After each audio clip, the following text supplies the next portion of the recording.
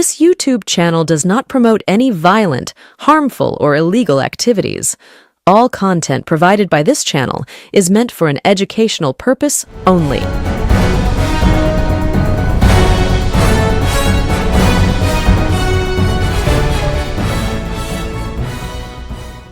নমস্কার, আমি প্রতিবেদক সায়ন্তন চক্রবর্তী। আপনারা দেখছেন বঙ্গচক্ষু ইউটিউব চ্যানেল। রাজ্যে পালা বদলের পরে রাজ্যের মুখ্যমন্ত্রী শুভেন্দু অধিকারী বলেছিলেন যে এই বাংলায় সব দল থাকবে, কিন্তু তৃণমূল কংগ্রেসের নাম নিশান রাখবো না। আপনারা শুনেছিলেন সে কথা, কিন্তু যারা শোনেনি তারা একবার শুনুন। সব দল থাকবে, তৃণমূলকে কোথাও এর নাম নিশান রাখতে দেব না। শুনলেন? অর্থাৎ শুভেন্দু অধিকারী একদম স্পষ্টভাবে যখনো পর্যন্ত এই তৃণমূল কংগ্রেসে ভাগ হয়ে যায়নি, ৮০ জন তৃণমূল কংগ্রেসেই ছিল, ঋতব্রতপন্থী হননি, আবার ২০ জন সাংসদ বিদ্রোহী হয়ে এনসিপিআই হননি, তখন শুভেন্দু অধিকারী ক্ষমতায় আসার ঠিক পরেই বলেছিলেন বাংলায় সব দল থাকবে, তৃণমূল কংগ্রেসের নাম নিশান রাখবে না। কিন্তু তারপরে পরিস্থিতি পরিবর্তিত হয়েছে, গঙ্গা দিয়ে অনেক জল বয়ে গিয়েছে, তৃণমূল কংগ্রেস ভেঙে ছারখার হয়ে গিয়েছে। মমতা বন্দ্যোপাধ্যায়ের সঙ্গে হাতে গোনা ৭-৮ জন সাংসদ, ১০ থেকে ১৫ জন বিধায়ক ছাড়া আর নিচুতলার তৃণমূল কংগ্রেস কর্মী ছাড়া সে অর্থে কেউ নেই। ববি, অরূপ, চন্দ্রিমা থেকে শুরু করে তাবর নাম, এমনকি অনুব্রত মণ্ডলের মতো নেতারাও মমতা বন্দ্যোপাধ্যায়ের হাত ছেড়েছে। ৬৫ জন বিধায়ক বিদ্রোহী হয়ে ঋতব্রত শিবিরের নাম লিখিয়েছে, আর একাধিক জেলার তাবর নেতারাও ঋতব্রত শিবিরে যোগদান করেছে। তৃণমূল কংগ্রেসের ২০ জন সাংসদ কাকলি ঘোষদস্তিরা সুদীপ বন্দ্যোপাধ্যায়ের নেতৃত্বে বিদ্রোহী হয়ে এনসিপিআই দলে মার্জ হয়েছে। শোনা যাচ্ছে দিল্লিতে প্রায় পাকা কথা সারা অদূর ভবিষ্যতে বিজেপিতে যোগদান করবে। মোটের ওপর একা হতে থাকলেন মমতা বন্দ্যোপাধ্যায়। সাংসদ থেকে শুরু করে বিধায়ক, হেরে যাওয়া প্রার্থী থেকে শুরু করে জেলার তাবর নেতারা মমতা বন্দ্যোপাধ্যায়ের হাতছাড়া শুরু করলো।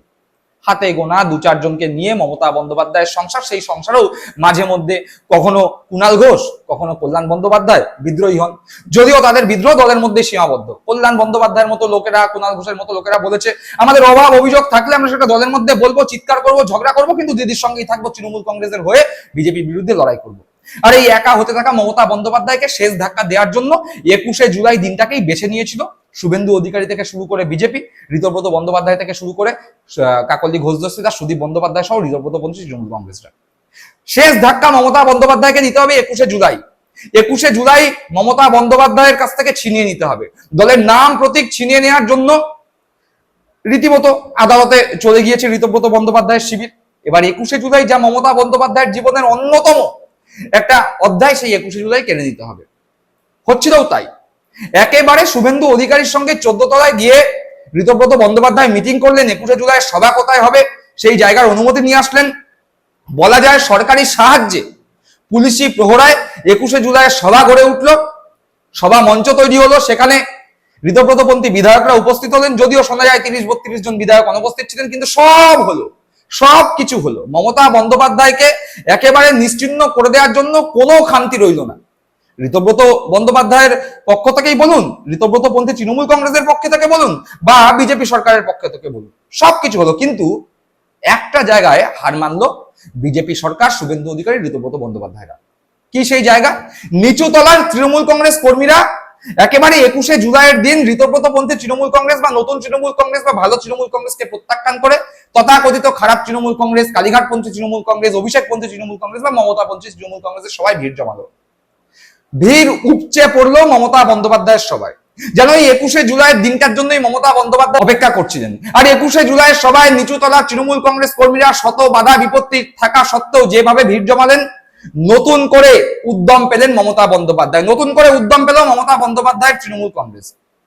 মাঠে নেমে পড়লেন মমতা বন্দ্যোপাধ্যায়। আর এই মাঠে নেমে পড়ার সাথে সাথেই অস্তিত্ব সংকটে ভুগতে শুরু করলো ঋতব্রতপন্থী তৃণমূল কংগ্রেস। কেন বলছি এ কথা? তার পিছনেও আছে যথেষ্ট কারণ। বিজেপির মদত নিয়ে ঋতব্রতপন্থী তৃণমূল কংগ্রেস তো মমতা বন্দ্যোপাধ্যায় তৃণমূল কংগ্রেসকে ভেঙে বেরিয়ে ৬৫ জন বিধায়কের টিম নিয়ে তারাই আসল তৃণমূল কংগ্রেস, এই প্রমাণে ব্যস্ত হয়ে উঠেছে। অন্ততপক্ষে পশ্চিমবঙ্গ বিধানসভায় স্পিকারের নির্দেশে ঋতব্রতপন্থী তৃণমূল কংগ্রেসই এখন প্রধান বিরোধী দল, যার বিরোধী দলনেতা ঋতব্রত বন্দ্যোপাধ্যায়, তার সঙ্গে আক্রুজ্জামান থেকে শুরু করে সন্দীপন সাহা, ববি হাকিম, মদন মিত্র এরা রয়েছেন, জাভেদ আহমেদ খান এরা রয়েছেন, চন্দ্রিমা ভট্টাচার্য থেকে শুরু করে স্নেহাশিস চক্রবর্তী থেকে শুরু করে অরূপ বিশ্বাসদের মতো হেরে যাওয়া তাবর নেতারাও রয়েছেন। আসল তৃণমূল কংগ্রেস তারাই। ঋতব্রত একাধিকবার বলেছে যে আমরাই তো তৃণমূল, আমাদেরই তো দল, অর্থাৎ তারাই তৃণমূল, এই কথা প্রমাণ করার জন্য তারা একদম উঠে পড়ে লেগেছে। আর এদিকে চুপ করে বসেছিল না মমতাপন্থী তৃণমূল কংগ্রেস, তারাও একেবারে নির্বাচন কমিশনের দপ্তর থেকে শুরু করে আদালত সব জায়গাতেই মুখ করেছিল। নির্বাচন কমিশনের দপ্তর থেকে দুই পন্থী তৃণমূল কংগ্রেস, মমতাপন্থী তৃণমূল কংগ্রেস, অভিষেকপন্থী তৃণমূল কংগ্রেস, এই দুই পন্থী তৃণমূল কংগ্রেসকে চিঠি দিয়ে জানতে চাওয়া হয়েছিল কারা আসল তৃণমূল কংগ্রেস, প্রমাণ করো। আর ঠিক সেই যখন প্রমাণের একটা জায়গা চলে আসলো তখনই 21শে জুলাইয়ের সভা মমতাকে শেষ করে দিতে হবে। কিন্তু ওই যে মমতার সভায় ভিড়, মমতার সভা সাকসেস, ঋতব্রতপন্থীদের সভা একেবারে ফ্লপ, তারপরে শুভেন্দু অধিকারীর গলার স্বর কিছুটা কমে গেল। তার টার্গেট এখন আর তৃণমূল কংগ্রেস নয়। যেই শুভেন্দু অধিকারী বলেছিলেন তৃণমূলের নাম গন্ধ রাখবো না, সেই শুভেন্দু অধিকারী বলছেন ভাইপোপন্থী তৃণমূল কংগ্রেসের নাম নিশান রাখবো না, অর্থাৎ তৃণমূল কংগ্রেস থেকে ভাইপোপন্থী তৃণমূল কংগ্রেস। অর্থাৎ কোথাও না কোথাও শুভেন্দু অধিকারী সহ বিজেপিও চাইছে যে না, তৃণমূল কংগ্রেস থাকুক, ঋতব্রতপন্থী তৃণমূল কংগ্রেস থাকুক, কিন্তু মমতাপন্থী তৃণমূল কংগ্রেস, আসল তৃণমূল কংগ্রেস, কালীঘাটপন্থী তৃণমূল কংগ্রেস, তাদের রাখা যাবে না। শুনুন শুভেন্দু অধিকারীর কথা। ভাইপোপন্থী তৃণমূলের নাম নিশান পশ্চিমবঙ্গে থাকবে না। শুনলেন? আর ঠিক এই জায়গায় দাঁড়িয়ে নির্বাচন কমিশন, যা বিজেপির অঙ্গুল হেলনেই কাজ করে, তারাও উঠে পড়ে লেগেছে, যেন তেন প্রকারেণ মমতা বন্দ্যোপাধ্যায়কে ধাক্কা দেওয়ার চেষ্টা করছে তারা। কেন, কিসের ভিত্তিতে বলছি? ওই যে তৃণমূল কংগ্রেসের পক্ষ থেকে নির্বাচন কমিশনে যাওয়া হয়েছিল, বলা হয়েছিল যে আমরা আসল তৃণমূল, মমতাপন্থী তৃণমূলও বলেছিল, ঋতব্রতপন্থী তৃণমূলও বলেছিল। নির্বাচন কমিশন থেকে দুই পক্ষকেই চিঠি দিয়ে জানানো হয় যে কারা আসল তৃণমূল প্রমাণ করো। মমতাপন্থী তৃণমূল কিন্তু একেবারে সমস্ত নথি, তথ্য, দলের সংবিধান সমস্ত কিছু নিয়ে নির্বাচন কমিশনে জানিয়ে এসেছিল যে কেন তারা আসল তৃণমূল। উল্টো দিকে ঋতব্রতপন্থী তৃণমূল কংগ্রেস 6 জুলাই প্রথম ডেট ওভার হয়ে যায়, জমা দিতে পারে না, তারপরে 10 তারিখ ফেল হয়, তারপরে আবার 25 তারিখ ডেট দেওয়া হয়, 25 তারিখ পার হয়ে গিয়ে আজকে যেদিন এপিসোড করছে সেদিন 30 তারিখ, অর্থাৎ আরো 5 দিন অতিক্রান্ত। এখনো পর্যন্ত ঋতব্রতপন্থী তৃণমূল কংগ্রেস নিজেরাই যে আসল তৃণমূল তার সপক্ষে কোন রকম যুক্তিগ্রাহ্য তথ্য নির্বাচন কমিশনের দপ্তরে জমা দিতে পারেননি। অর্থাৎ তারাই কেন আসল তৃণমূল এরকম কোন প্রমাণ বা তথ্য বা নথি নির্বাচন দপ্তরে তারা দিতে পারছে না। সুতরাং তৃণমূল কংগ্রেসের নাম গন্ধ মুছে দেওয়ার যে চেষ্টা বা কথা শুভেন্দু অধিকারী বলেছিলেন, যার থেকে সরে এসে বলেছিলেন মমতা বন্দ্যোপাধ্যায়ের তৃণমূল কংগ্রেসের নাম নিশান রাখবেন না, সেই ইচ্ছায় বা সেই প্রচেষ্টায় কিছুটা হলো ধাক্কা খেলো ঋতব্রতপন্থী তৃণমূল কংগ্রেসরা সমস্ত তথ্য নির্বাচন কমিশনের দপ্তরে জমা দিতে ব্যর্থ হওয়ায়। ওই যে বললাম অস্তিত্ব সংকটে ভুগছে। আর ঠিক এই জায়গাতে দাঁড়িয়ে মমতা বন্দ্যোপাধ্যায় একদম কড়া ভাষায় চিঠি লিখেছেন নির্বাচন কমিশনের দপ্তরে। তিনি সুস্পষ্টভাবে অভিযোগ করেছেন যে এখনো পর্যন্ত যদি ঋতব্রতপন্থী তৃণমূল কংগ্রেসকে নির্বাচন কমিশন সময় দেয় তাহলে স্পষ্ট বোঝা যাবে যে নির্বাচন কমিশন পক্ষপাত দুষ্ট।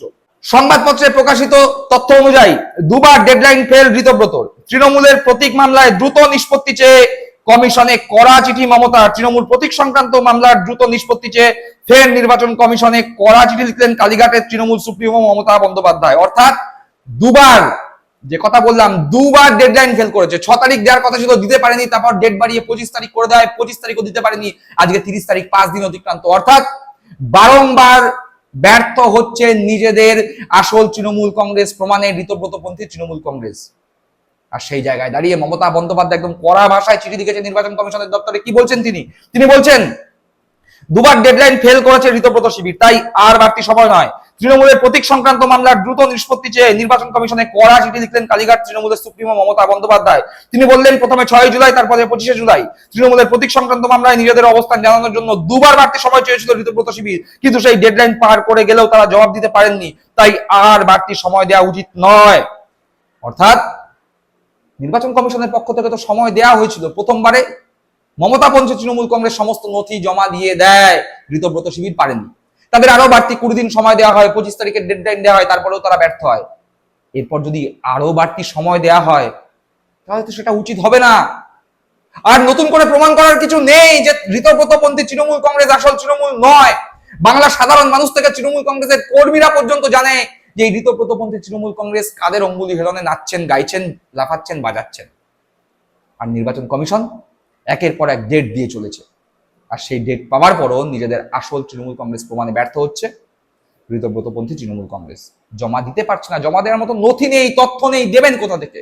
সুতরাং অস্তিত্ব সংকটে ভুগছে ঋতব্রতপন্থী তৃণমূল কংগ্রেস। আর ইতিমধ্যেই যখন নিজেদের অস্তিত্ব সংকটে ভুগছে ঋতব্রতপন্থী তৃণমূল কংগ্রেস, তখনই কিন্তু ভাঙনের সুর ঋতব্রতপন্থী তৃণমূল কংগ্রেসের।